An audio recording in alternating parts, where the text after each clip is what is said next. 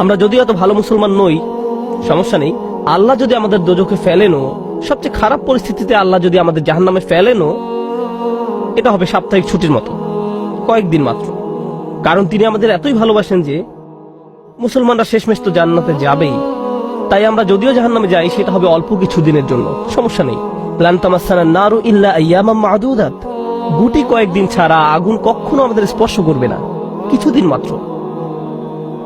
ব্যাপারটা হলো, জান্নাত জাহান্নামের পূর্বে বিচার দিবস রয়েছে, যেটি একদিনের জন্য, সেটা 1000 বছর লম্বা হবে। জান্নাত বা জাহান্নাম নয়, আল্লাহর কথা অনুযায়ী শুধু বিচারের দিনটি এত লম্বা হবে। আর বিচারের দিনটি হবে মাত্র একদিনের, আর জান্নাত জাহান্নাম চিরকালের জন্য। তাই কেউ যখন বলে গুটি কয়েকদিন, তাকে এখনকার দিনে হিসেবে চিন্তা করলে তো হবে না।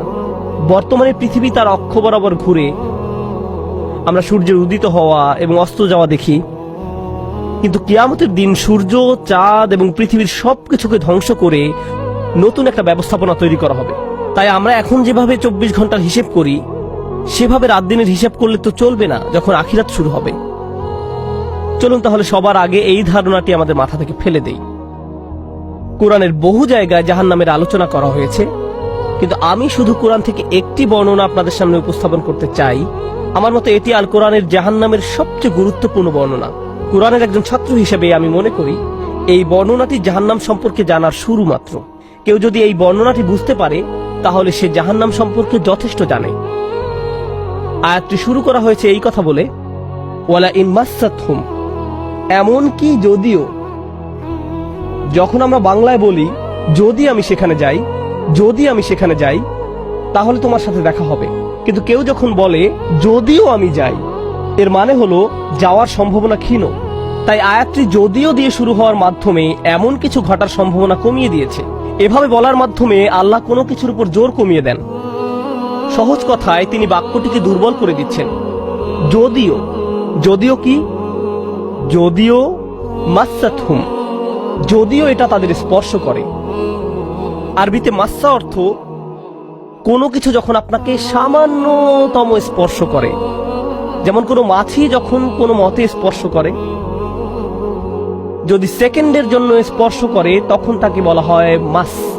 সুতরাং এটা যদি তাদেরকে কোনো মতে স্পর্শ করে 1 সেকেন্ডের জন্য, মাসসাতহুম। এখন কি তাদের স্পর্শ করে? আপনারা হয়তো ভাবছেন আগুন যদি তাদের স্পর্শ করে। আল্লাহ বলছেন নাফহাতুন, একটা হালকা বাতাস যদি তাদের স্পর্শ করে। চলুন এই বাতাস নিয়ে একটু আলোচনা করা যাক। আরবিতে নাফহাতুন বলতে বোঝায় দরজা বন্ধ করলে যখন সামান্য একটু বাতাস এসে পড়ে, পর্দা নড়ে ওঠে, অথবা কেউ জানালা বন্ধ করলে যেভাবে হালকা বাতাসে পর্দা নড়ে ওঠে। এই বাতাসের যা বাহির থেকে ভেতরে আসে বা ভেতর থেকে বাহিরে যায়, দুই ধরনের আছে। একটি হলো লাফহা, লাম যোগে, আরেকটি হলো নাফহা। লাম যোগে লাফহা মানে বাতাসটি গরম, আর নুন যোগে নাফহা মানে বাতাসটি ঠান্ডা। আল্লাহ বলছেন এমনকি যদি ঠান্ডা বাতাস তাদেরকে স্পর্শ করে, যদি ঠান্ডা বাতাস তাদেরকে স্পর্শ করে, তোমার প্রতিপালকের শাস্তি থেকে। তিনি এই আয়াতে জাহান্নাম কাউকে স্পর্শ করার কথা বলছেন না। তিনি এই আয়াতে আগুন কাউকে স্পর্শ করার কথা বলছেন না। তিনি এমনকি গরম বাতাস কাউকে স্পর্শ করার কথাও বলছেন না। তিনি আগুনের ঠান্ডা অংশের কথা বলছেন, আর এটা আপনাকে চিরকালের জন্য স্পর্শ করছে না। প্রসঙ্গত, আমরা ফিজিক্সে পদার্থের 3টি অবস্থার কথা শিখেছি: সলিড, লিকুইড এবং গ্যাস। সলিড বা কঠিন কিছু যদি স্পর্শ করে, আমরা তা অনুভব করতে পারি। এই মুহূর্তে গ্যাস আমাদেরকে স্পর্শ করছে, বাতাস এখন আমাদেরকে স্পর্শ করছে, আমরা এটা অনুভব করি না। আর এই আয়াতে আল্লাহ বর্ণনা করছেন কি তাদের স্পর্শ করছে? বাতাস তাদেরকে স্পর্শ করছে। কোন ধরনের বাতাস? অপেক্ষাকৃত গরম বাতাস নাকি ঠান্ডা বাতাস? ঠান্ডা বাতাস। ঠান্ডা বাতাস কোন রকম তাদেরকে স্পর্শ করছে। এই আয়াতের সবচেয়ে উল্লেখযোগ্য বিষয় হলো, আমি একটু আগে নাফহা এবং লাফহার কথা বলেছিলাম। অন্য কথায়, তারা এখনো জাহান্নামে প্রবেশ করেনি, তারা এর দিকে অগ্রসর হচ্ছে। আর জাহান্নামের অপেক্ষাকৃত ঠান্ডা বাতাস এসে কোনো মতে তাদেরকে স্পর্শ করলো। তখন তাদের প্রতিক্রিয়া কি?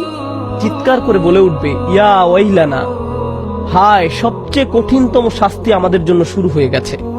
ইন্না কুন্না যালিমিন, আমরা সব সময় অপরাধী ছিলাম। তারা সাথে সাথে তাদের সব অপরাধ স্বীকার করবে। যে কারণে এই আয়াতটি আমি সংক্ষেপে আপনাদের নিকট উপস্থাপন করলাম। প্রথমত, এই আয়াতে আল্লাহ জাহান্নামের শাস্তির অভিজ্ঞতা বর্ণনা করছেন না। আল্লাহ সকল বিশ্বাসীকে জাহান্নামের আগুন থেকে মুক্ত রাখুন। কিন্তু আল্লাহ এখানে বর্ণনা করছেন এমনকি জাহান্নামের আগুনের কাছে গেলে এবং ক্ষণিকের জন্য এর বাতাসের সামান্য স্পর্শ লাগলে একজন মানুষ চিন্তা করা শুরু করবে এর চেয়ে আর ভয়ঙ্কর কোনো শাস্তি হতে পারে না।